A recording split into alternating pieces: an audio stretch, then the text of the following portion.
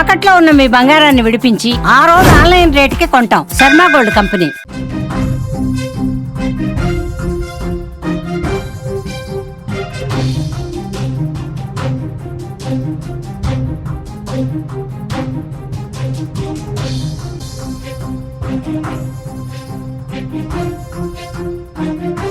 మంజునాథుడు పరిపాలించే ధర్మస్థలంలో ధర్మం ఎలా సమాధి అయ్యింది? మంజునాథుడు ఏలే ఆ ప్రాంతంలో నేత్రావతి నదీ తీరంలో అమాయకులైన మహిళల శవాలు ఎలా పూడ్చబడ్డాయి? మంజునాథుడు త్రినేత్రంతో ఈ నిజాన్ని చూడలేకపోయాడా? మంజునాథుడు త్రినేత్రంతో ఆ దుర్మార్గుల్ని అంతం చేయలేకపోయాడా? ధర్మస్థలలో 100 శవాల కథలోకి వెళితే కన్నీళ్లు కారే అనేక హృదయ విదారకమైన స్టోరీలు తెరపైకొస్తున్నాయి. ధర్మస్థలలో 100 శవాల కథ గురించి ఆరా తీస్తే ఒక్కో బాధితుడు పోలీస్ స్టేషన్ దగ్గరకు చేరుతున్నారు. ఇప్పటి వరకు 2 ఫిర్యాదులు ధర్మస్థల పోలీస్ స్టేషన్కి చేరుకున్నాయి. ఈ 2 ఫిర్యాదుల్లో మొట్టమొదటిది డాక్టర్ అనన్య. 2003లో డాక్టర్ అనన్య భట్ ధర్మస్థలకి తన స్నేహితులతో కలిసి వెళ్ళింది. ఆ తర్వాత ఆమె అక్కడ అదృశ్యమైంది. ఆ అదృశ్యం వెనుక ఆమెపై అఘాయిత్యం, ఆ తర్వాత హత్య జరిగి ఉంటుందని ఆమె తల్లి సుజాత భట్ పోలీసులను ఆశ్రయించింది. కానీ పోలీసులు ఆమె ఫిర్యాదును స్వీకరించలేదు, కేసు నమోదు చేయలేదు. ఆ తర్వాత ధర్మస్థలలో అత్యంత పవర్ఫుల్ వ్యక్తులు, రాజకీయంగా ఆర్థికంగా ఆ స్థలంలో చాలా బలవంతమైన శక్తివంతమైన వ్యక్తులను కలిసింది సుజాత భట్. సుజాత భట్ ఒక నార్మల్ పర్సన్ కాదు. సిబిఐలో, కేంద్రంలో ఉండే సిబిఐలో ఆమె ఒక స్టెనోగ్రాఫర్గా పనిచేస్తుంది. సిబిఐ ఆపరేషన్స్ అన్నీ ఆమెకు తెలుసు. అటువంటి శక్తివంతురాలైన సుజాత భట్టే తన కూతురి జాడని ఇప్పటి వరకు తెలుసుకోలేకపోయింది. ఇదొక్కటే కాదు, ఇలాంటి కథలు ఎన్నో వెలుగులోకి వస్తున్నాయి. 2012 అక్టోబర్ 9న దారుణ హత్యకు గురైన సౌజన్య కేసు కూడా ధర్మస్థల మిస్టరీలో ఒకటే అనే చర్చ ఇప్పుడు తెరపైకి వస్తుంది. సౌజన్య హత్య కేసుని మన ఆంధ్రప్రదేశ్లో విజయవాడలో జరిగిన ఆయేషా మీరా హత్య కేసుతో పోల్చొచ్చు. సౌజన్య కాలేజీకి వెళ్తుంది.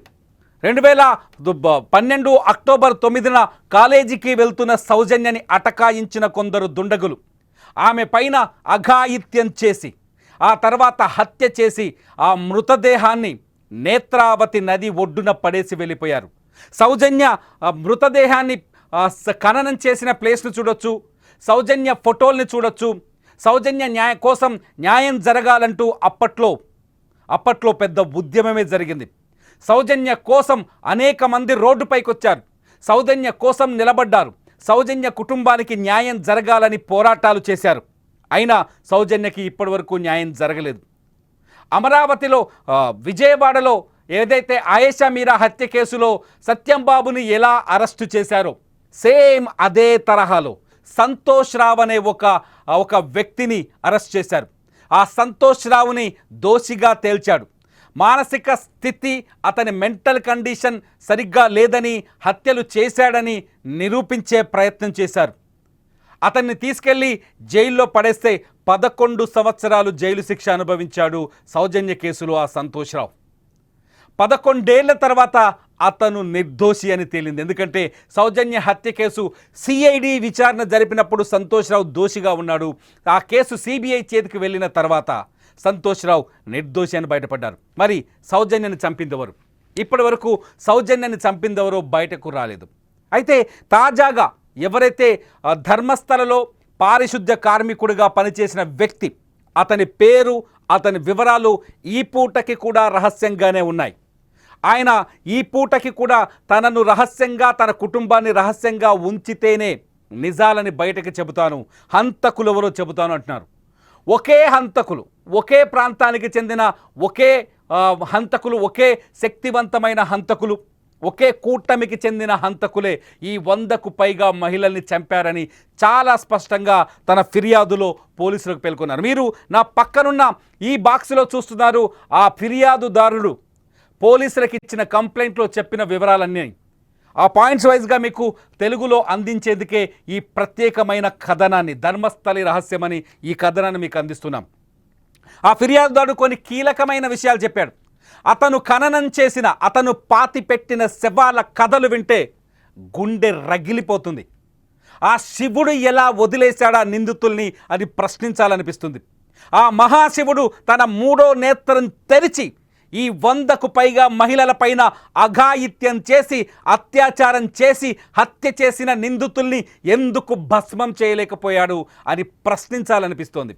ఎందుకంటే మంజునాథ క్షేత్రం ఈ భారతదేశంలోనే ప్రతి హిందువు అత్యంత పవిత్రంగా భావించే క్షేత్రం. మంజునాథ ఆలయానికి వెళ్ళడం తమ పూర్వ జన్మ సుకృతం అనుకుంటారు. మంజునాథుడిని దర్శించుకోవడం, దక్షిణ కర్ణాటకలో ఉన్న ఈ ధర్మస్థలి క్షేత్రాన్ని దర్శించుకోవడం తమ జన్మ ధన్యమవుతుందంటారు. అటువంటి మంజునాథ క్షేత్ర సమీపంలో ఆ క్షేత్రానికి సంబంధం ఉందనే విషయం కూడా ఈ నిందితుడు చెప్తున్నాడు. ఆ క్షేత్ర సమీపంలో ఇంత దారుణమైన, ఇంత జీర్ణించుకోలి, ఇంత భరించలేని దుర్మార్గం జరిగిందంటే, కుప్పలుగా శవాలను అక్కడ పూడ్చిపెట్టారు అంటే భరించలేకపోతుంది భారత దేశం. నిజంగా ఇది ఉగ్రవాద చర్య కంటే దారుణం. పాకిస్తాన్ భారతదేశం పైన దాడి చేస్తే, పాకిస్తాన్ పెంచి పోషించే ఉగ్రవాదులు ఈ దేశ పౌరులను చంపడానికి బాంబులు పేలిస్తే దాని వెనుక ప్రతీకారమో, పగనో, 2 దేశాల మధ్య రగులుతున్న యుద్ధమో కారణం కావచ్చు. కానీ మన దేశంలో మన పౌరులు, మన మనుషులే మన మహిళల్ని చంపి, అత్యాచారం చేసి, హత్య చేసి పాతి పెట్టించారంటే ఇదేంటి? దీన్ని ఏం చేయాలి? అందుకే అడుగుతున్నాడు Kerala MP, CPI MP, Rajya Sabha సభ్యుడు సంతోష్. ఏదైతే ధర్మస్థలిలో జరిగిన మారణ కాండం ఉందో దానిపైన ఎన్ఐఏ చేత విచారణ జరిపించాలని. ఎన్ఐఏ విచారణ జరిపితే ఇందులో ఉన్న నిజాలు, ఇందులో పాతి పెట్టబడిన నిజాలు బయటికి పొక్కుతాయని, బయటకు వస్తాయని. శవాల రూపంలో నేత్రావతి నది ఒడ్డున పాతిన ఈ నిజాలు కనీసం స్కెలిటన్స్ రూపంలో, అస్థిపంజరాల రూపంలోనైనా బయటకు వస్తాయని చెప్పేసి సంతోష్ డిమాండ్ చేస్తున్నారు. నిజంగా ఈ దారుణంలోకి ఒకసారి వెళ్తే, నిందితుడు జూన్ 3వ తేదీన ధర్మస్థలి పోలీసుల దగ్గరికి వచ్చాడు ఒక పెద్ద రిపోర్టు పట్టుకొని. మీరు చూస్తున్నారు స్క్రీన్లో ఆ రిపోర్ట్ని, అట్లాగే సుధాకర్కి సంబంధించిన డిమాండ్ని. అయితే నిందితుడు జూన్ 3వ తేదీన పోలీసుల దగ్గరికి వచ్చాడు. పోలీసుల దగ్గరికి వచ్చి తను ఒక రిపోర్ట్ చేశాడు. జూన్ 3వ తేదీన ఆ రిపోర్ట్లో చాలా స్పష్టంగా కొన్ని విషయాలు మాట్లాడాడు. ఏం చెప్పాడంటే, తను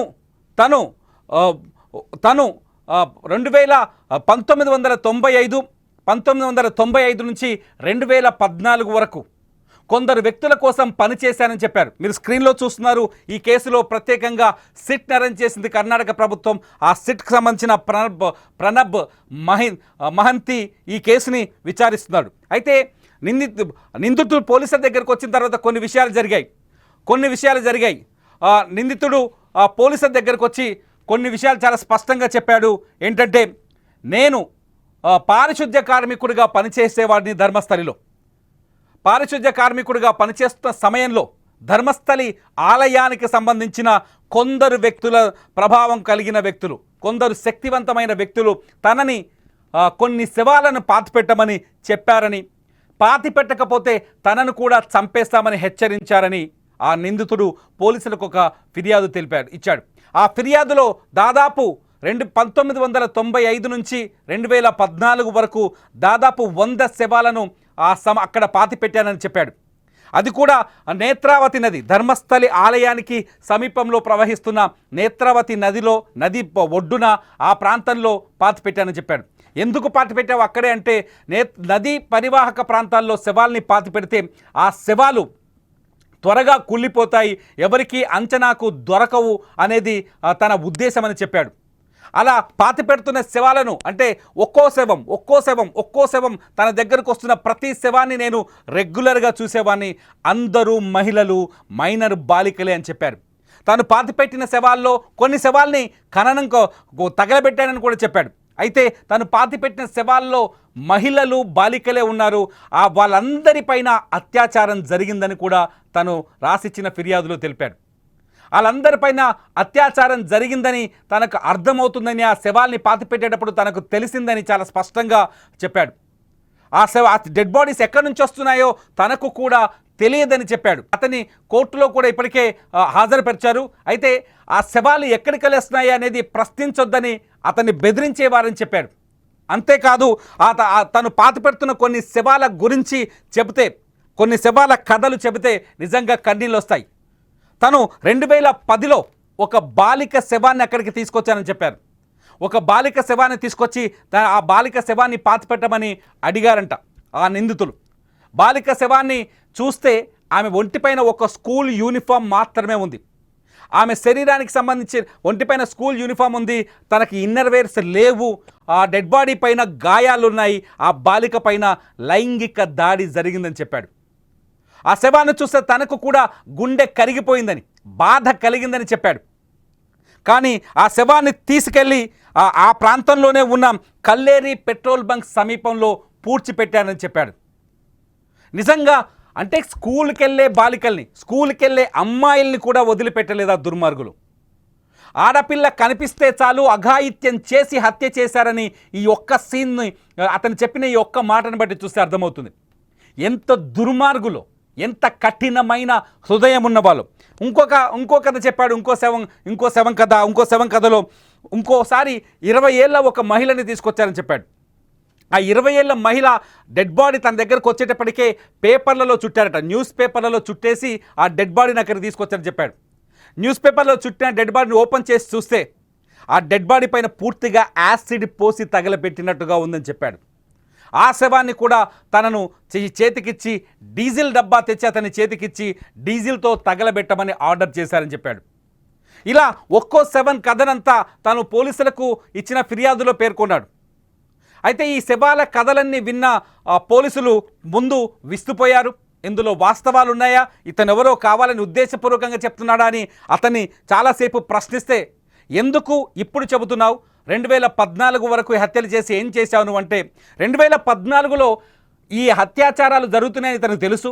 వచ్చే ప్రతి శవం పైన అఘాయిత్యం జరిగింది, ఆ తర్వాతే హత్య జరిగిందని తెలుసు. సో 2014లో తన కుటుంబంలోనే ఒక మైనర్ బాలిక పైన ఇదే గ్యాంగ్, ఇతనికి డెడ్ బాడీస్ ఇస్తున్న గ్యాంగే అఘాయిత్యం చేసిందని తెలుసుకున్నాడు.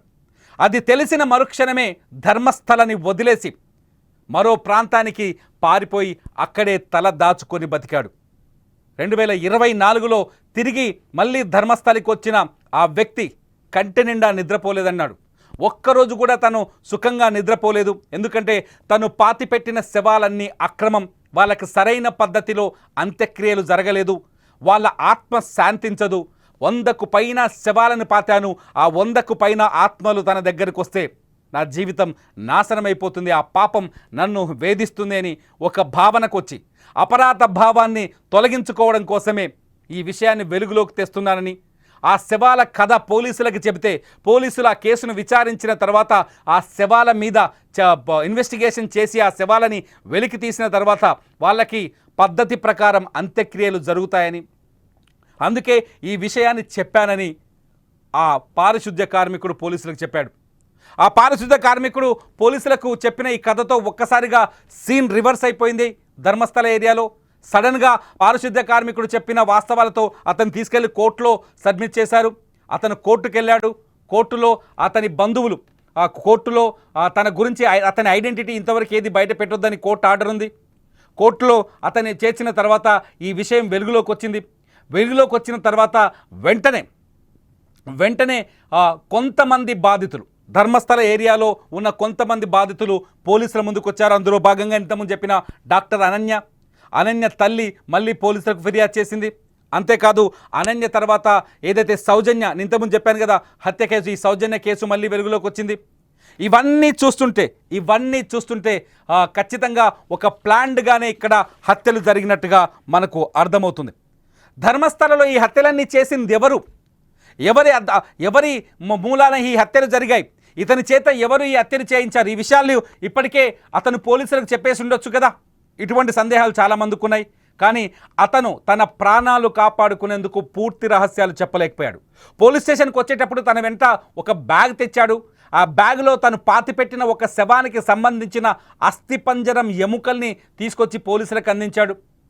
ఆ అస్థిపంజరం ఎముకలతో పాటు తన ఆధార్ కార్డ్, తన ఐడెంటిటీ వివరాలని పోలీసులకు అందించాడు. వీటన్నింటినీ సీక్రెట్గా ఉంచాలని చెప్పాడు. ఒకవేళ వీటిని హంతకుడు ఎవడో నేను ముందే చెప్పేస్తే నన్ను చంపేస్తారు, ఎందుకంటే హత్యలు చేసిన వ్యక్తులు అంత పవర్ఫుల్ అని చెప్పాడు. అంతేకాదు ధర్మస్థలి ఆలయానికి పాలకలో కొందరు, ఆ మేనేజ్మెంట్కి సంబంధించిన కొందరు ఇందులో ఉన్నారు అని చెప్పాడు. వాళ్ళు చాలా ప్రభావవంతులని, శక్తిమంతులని, వాళ్లకు ఖచ్చితంగా తన ప్రాణాలకు ముప్పు ఉందని చెప్పుకొచ్చాడు. దీంతో ఊహించని విధంగా ఆ వ్యక్తి ఇప్పుడు కోర్టు పరిధిలో ఉన్నాడు, పోలీసుల సంరక్షణలో ఉన్నాడు. ఆ వ్యక్తి నోరు తెరిస్తే ఆ శక్తివంతులు, ఆ దుర్మార్గులు, ఆ హంతకుల పేర్లు బయటకు వస్తాయి. ప్రస్తుతానికైతే ధర్మస్థలి ఆలయం ఎంపీ వీరేంద్ర జైన్ చేతుల్లో ఉంది. ఆయనే ధర్మకర్తగా ఉన్నాడు. అట్లాగే ఆ కుటుంబం కొన్ని తరాల తరబడి ఆ ధర్మస్థలి టెంపుల్కి ధర్మకర్తలుగా ఉంటున్నారు. అయితే ఈ వ్యవహారాలన్నింటినీ ఒక స్థానిక బీజేపీ ఎమ్మెల్యే, ఆయన పేరు అరవింద్ బెల్లాడ్, ఈ ఆరోపణలన్నింటినీ ఆయన వ్యతిరేకిస్తున్నాడు. ఇందులో రెండో కోణం ఇది. ఆయన వ్యతిరేకిస్తున్నాడు. ఎట్టి పరిస్థితుల్లోనూ ధర్మస్థలిలో ఇటువంటిది జరగలేదు. ధర్మస్థలి అభివృద్ధిని చూసి కొందరు ఓర్చుకోలేక ఈ కుట్ర చేస్తున్నారు. ధర్మస్థలి పరువు తీసేందుకు, లేకపోతే ప్రాశస్త్యం తగ్గించేందుకు చేస్తున్న ప్రచారమని ఆయన ఎమ్మెల్యే అరవింద్ బెల్లాడ్ ఆరోపిస్తున్నారు. అరవింద్ బెల్లాడ్ చెబుతున్న దాన్ని బట్టి చూస్తే ధర్మస్థలిలో ఎటువంటి హత్యలు జరగలేదు, 100 శవాలు అసలు లేనేలేవు, ఇదంతా ఉత్త కట్టు కదా అని చెప్తున్నారు. ఏది ఏమైనా ఇది నిజమా అబద్ధమా అని తేల్చే శక్తి ఒక్కడి దగ్గరే ఉంది. ఆ ఒక్కడు పోలీసులకు ఒక మహిళ అస్థిపంజరంతో వచ్చి పోలీసులకు ఫిర్యాదు చేసిన పారిశుద్ధ్య కార్మికుడు. ఆ పారిశుద్ధ్య కార్మికుడు సాక్ష్యాలను అతను ఒక మాట చెప్తున్నాడు, ఇప్పటికీ కూడా ఒక మాట చెప్తున్నాడు. పోలీసులు తనకు సరైన భద్రత కల్పిస్తే తను పాతిపెట్టిన ప్రతి శవాన్ని వెలికి తీస్తానని చెప్తున్నాడు. ఎక్కడెక్కడ పాతానో తనకు ఒక అవగాహన ఉందని చెప్తున్నాడు. ఇదంతా ఉత్తి అబద్ధమని అక్కడి బీజేపీ ఎమ్మెల్యే ఆరోపిస్తున్నారు. నిజంగా ఇది చూస్తుంటే, పారిశుద్ధ్య కార్మికుడు మాటలు చూస్తుంటే ఇదొక భయానకంగా కనిపిస్తుంది. కానీ అక్కడ రాజకీయ పరిస్థితులు చూస్తుంటే అనుమానాలు కలుగుతున్నాయి. మరి మీరేమనుకుంటున్నారు? ధర్మస్థలిలో ఇలాంటి దుర్మార్గం జరిగిందని అనుకుంటున్నారా? లేదంటే అక్కడ ధర్మస్థలి ప్రాంతానికి ప్రతిష్టని దిగదార్చేందుకు కుట్ర జరుగుతుంది అనుకుంటున్నారా? మీరేమనుకుంటున్నారో ఈ వీడియో కింద కామెంట్ చేయండి. ధర్మస్థలి అప్డేట్స్ కోసం సుమన్ టీవీ డిజిటల్ లైవ్ని రెగ్యులర్గా ఫాలో అవ్వండి. చూస్తూనే ఉండండి సుమన్ టీవీ.